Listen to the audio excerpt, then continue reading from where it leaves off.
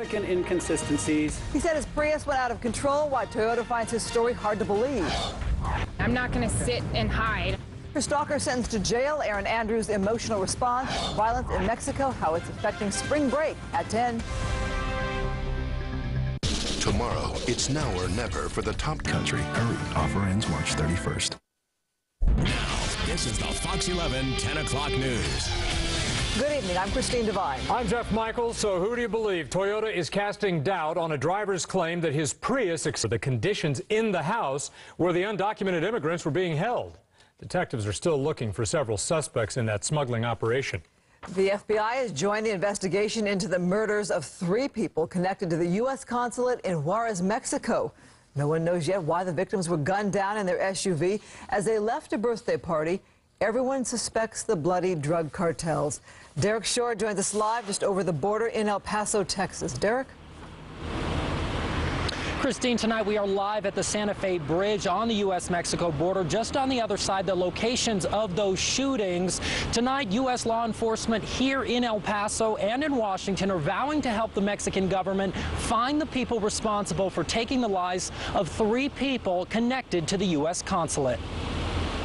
The tragedy of this weekend just underscores how severe, significant a danger this represents, to Mexico, to the United States, to the hemisphere.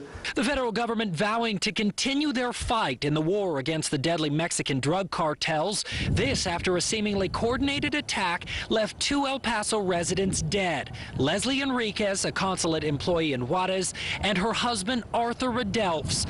Their baby in the back seat of their bullet-riddled SUV, unharmed. Just minutes before that, a Mexican man married to a consulate employee was also gunned down. Both had just left a child's birthday party. The Juarez consulate was closed today for a Mexican holiday. However, it will not reopen tomorrow while federal officials assess the building's security. The department has allowed families of employees at all consulates along the border to temporarily leave the area, but claiming the decision was made before the attacks. And Juarez's mayor says these were indeed attacks. He saw the 2 cars, one chasing the other and shooting at that car. He reported that the police mobilized. We know they were chasing them, and we know they wanted to kill them. But it's unclear tonight if their deaths had anything to do with their connection to the consulate.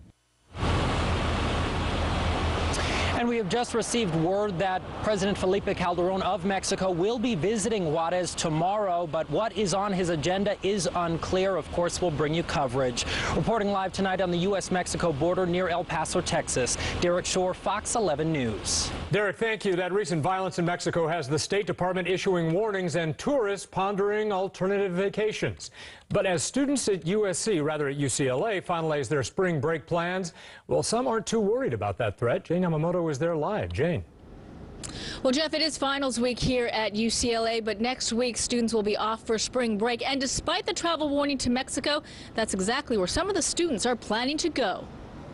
It's a popular spring break destination. I have friends that headed out to Cancun. Both of these kids are European, and it's almost like America has a reputation of you go to Mexico for spring break. I think a lot of college students go to Mexico for spring break. I mean, especially here since we're so close. But with ongoing violence breaking out in Mexico, with drug wars, and just over the weekend in Juarez, Mexico, 3 people with ties to the U.S. consulate gunned down, safety in Mexico is not guaranteed.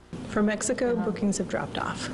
Aaron Wilson, the manager at State Travel, says while cities in northern Mexico are targeted in the travel warning to U.S. citizens, Cancun, a popular college party destination, is not part of the travel alert. But still, she's seen a steady decline in the bookings to Mexico over the past few years. We used to sell a number of people on packages to like Rosarito Beach for spring break. But a couple of years ago, with all the violence that was happening there and in Tijuana, it definitely has petered off. So anything that's really within driving distance of San Diego, you want to stay away from, especially for college students.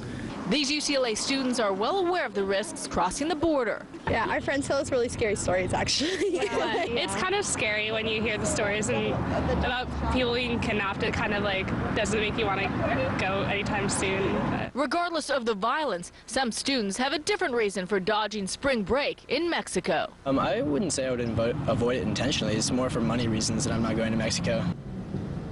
And just to give you a sense of how big business spring break is, tourism officials in Palm Springs, they send out 50,000 text messages to California college students in hopes of luring them to the desert. Live in Westwood, Jane Yamamoto, Fox 11 News. It's a court appearance played out more like a Hollywood premiere. I said, well, I'm just a fan.